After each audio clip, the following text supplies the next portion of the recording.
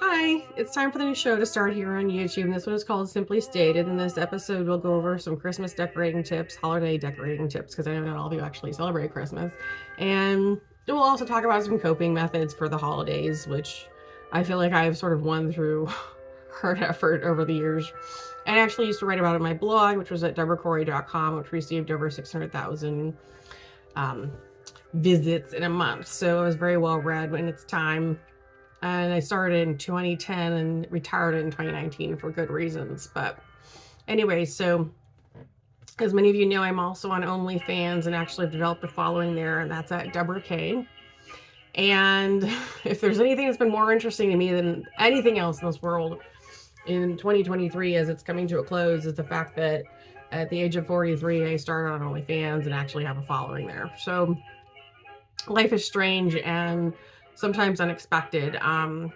The previous show, The Thought Project, just so you know, definitely created followers for me on YouTube, but it didn't quite have the same level of success. It certainly didn't result in any paid partnerships or even make any kind of income for me. And as I've explained to people before, one thing I learned when I was doing my blog was that it's not the best idea to spend too many years on a project when it doesn't actually produce any income. I mean, unless it's just a craft project or something you enjoy for yourself, which, and certainly the blog was that. But one of the investigations when I was living in the DC area was into why I got stuck with it so long, because there's actually a person at the Pentagon, I admit this, who was the daughter of one of the men on the Joint Chiefs of Staff that actually wanted it written.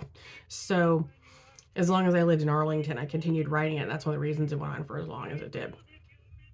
And it ended up playing a really pivotal part in the investigations and the process of me actually getting a protective order finally against the people that I've nicknamed Cersei and Wilhelm in the previous series. So without further ado, I'd like to get into some decorating tips today. Some fun stuff. I've got a little Christmas music playing in the background. And I know a lot of you are still celebrating Thanksgiving probably here in the U.S.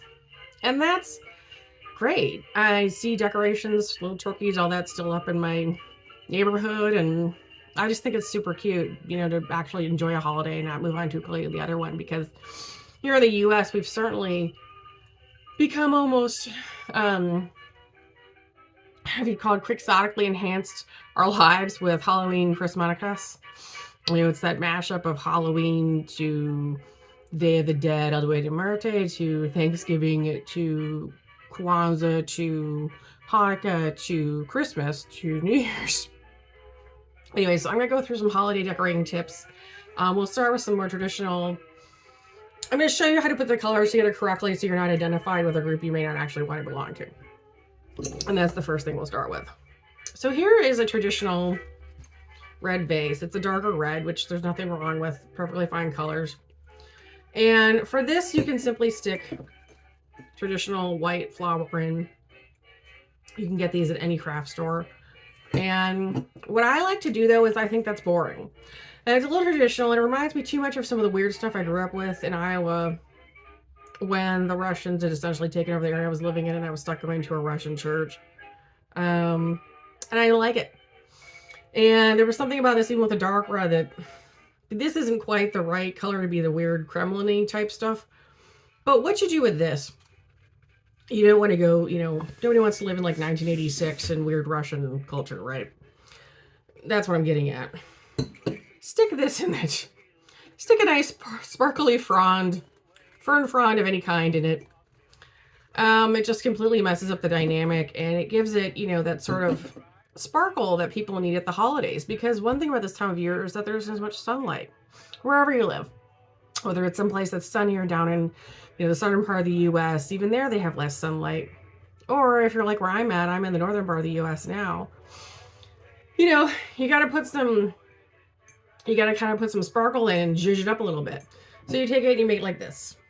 That's actually one of the decorations I have here. Here's another example. This, unfortunately, it could literally be straight out of the 1950s. You know, the vase is super cute. But there's something about it still to me with this little poinsettia that reminds me a little too much of Cersei. And she was Russian, very much part of the KGB, now called the FSB. So we don't want to look like that at the holidays, right? You don't want to look like this. So what do? You do this. You stick a nice, overly sparkly green leafy piece in. At this point, you can't tell, are you going to a club? Are you on vacation in Boca Raton? Or is it Christmas? No, it's very clearly Christmas and very holiday-esque. And you can also put this out for New Year's Eve or, whatever holiday you're sort of celebrating. But these are very clearly Christmassy colors, and this will work really well for New Year's Eve too, as far as giving your home or your personal space or even just your desk that sort of jump to make it a little more festive. Another example of something you can do, and this I used actually for Thanksgiving and Halloween, and then you can also give it as Christmas, is to see this little vase. This is a really cute little gold bottom on it. Got it at a garage sale for like 10 cents. Cutest little thing. You just take this little sparkly black rose and you just stick it right on top. Like that. It's the most sophisticated, nicest little thing ever. You can put it on a table. Because it is a little heavier colors, you're not going to use that during the summer, for example, or even like the spring. But that'll take you straight through all three holidays, Halloween, Thanksgiving, Christmas. It's a little sparkle, a little gold touch to it. Really nice, understated, decorative piece. I know for some of you, if you're Catholic or some of the other traditions, you can always grab a green candle to burn for the season. I did this year. I'm not Catholic, but it's just a really nice, traditional candle in green. What I'm trying to emphasize for you is that there are some pagan undertones to the holiday. The old church actually threw the holiday over the top of a pagan holiday, the winter solstice. And that holiday has completely different tones. And so if you're not part of the people who actually still celebrate that holiday in the U.S., you have to be careful about your colors. Also, so they use a lot of red and black and stars. You're going to want to stay away from a lot of red and black and white and stars. You don't want to, don't go totally red and no green. Or better yet, get into other color sets altogether. My personal favorite actually for the season is to do blue and sparkles and white with the pink. This is me right here. I love these colors. I think they make the season totally festive. They get me ready for celebrating the birth of Jesus because I am actually a practicing Christian. But they're also totally, non-threatening, happy colors.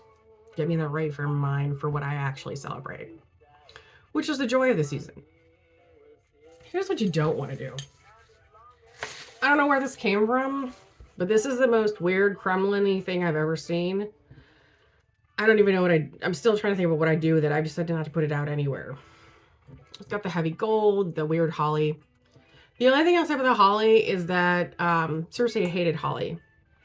So she didn't like it because she saw it as the mistletoe as like I don't know. She just really hated it. So it was something in the KGB, FSB, they hate that. So it's like this bizarre bowl that looks like it would totally belong to them and then yet doesn't. But anyways, just to keep it from looking too weird, we don't want to sort of look like we're in with Antifa at Christmas. The last thing you do is have a lot of black and red and white and stars. Because you look like you're either a Satanist, with Antifa, or, maybe you're part of the old KGB. One of these other weird groups that does pagan stuff the holidays you don't want to be involved in. Right? So you can take a nice white saffron and put in there. And then also we've got the little pine cone with the darker berries here. You put that in there too.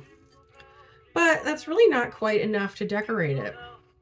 And so it's like, well, what comes next? I don't know. There's a lot of things you could do with it. For me, for example, I tried to go too red, so even my Santa hat this year has green on it. Green, right? Don't go too red and black for holidays. You can even do something silly like just stick your Christmas tree right on top of it. So it's like this. The point is to keep the colors changed up. And you give sort of a lightness to the holiday. And to not accidentally, you wouldn't put this, for example, in there. To not accidentally be involved in those sort of color sets. And you're probably wondering why anyone would even worry about their decorations in their home. Maybe only you would ever see them. Well, you don't. In the modern age with hacking and technology and surveillance, no one is ever truly alone. So you want to make sure that your home reflects your actual values. And If you're someone who is truly wanting to be out of association with those kinds of people, groups, then you have to make sure that your decorations reflect that. One thing I know I did this week is that I had a series of pictures I did for OnlyFans, and I thought this starting to look a little too red and black and gray. So I threw this in, right? Just a cute purple plant. I could literally stick some tinsel on that, or like anything silver. I could put like a little string of lights on it for the holiday. It's important to not be stuck in a tyranny of traditions when it comes to decorating, because you don't want to be stuck in the tyranny of somebody else's traditions like I grew up with. It's just the point. Or you can also do this. See? A nice little cherry blossom tree. I can put lights on that and make that my Christmas tree this year. So try to have fun with the holiday and your decorations, I say as I look at all my stuff that's sort of lined up here. And try to think about what would make the most sense to you. What's the most valuable to you? I think for me coming into the holiday, I'm really struck by the fact that I went through all those years of struggle trying to get a protective order. And I think back on some of the people I knew and how much was sort of lost for some of us during our childhood in Iowa. I think back now and I remember there was a girl that I thought maybe we were enemies. Turns out later that we were actually friends. That we really were just divided. She was of Russian American ancestry, just Russian. And she was one of the immigrants that came over, but her parents eventually divorced. And we were pitted against each other to not really be friends. And I did realize the process of the investigations and just throughout living my life all these years later that she was actually somebody who was as much a friend of me as she could be safely. Because with the culture in that state, what was going on at the time, the 80s,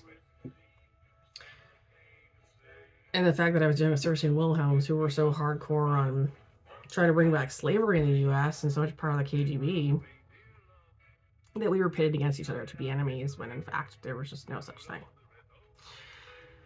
That's the kind of thing that's important to remember at Christmas. I also remember very ridiculously one of the young guys I grew up with, unfortunately, they're proclaiming that I would be listed as his 5th or 6th wife in order to save my life. He was Russian. It's probably one of the more ridiculous events from my childhood that I remember, but I had said quite out to him that, there's no such thing in the U.S. and not for U.S. citizens. And it kind of reminds me now, it really delineates how backwards some of the cultural events were in those days and how important it was that the country has moved on and even nationally and politically rejected a lot of Russian cultural attempts to take over. There's no such thing as listing women as your 5th or 6th wife. And I certainly dealt with some Russian women. Patricia was one of them in this era. And maybe even today that was angry at him for even saying that.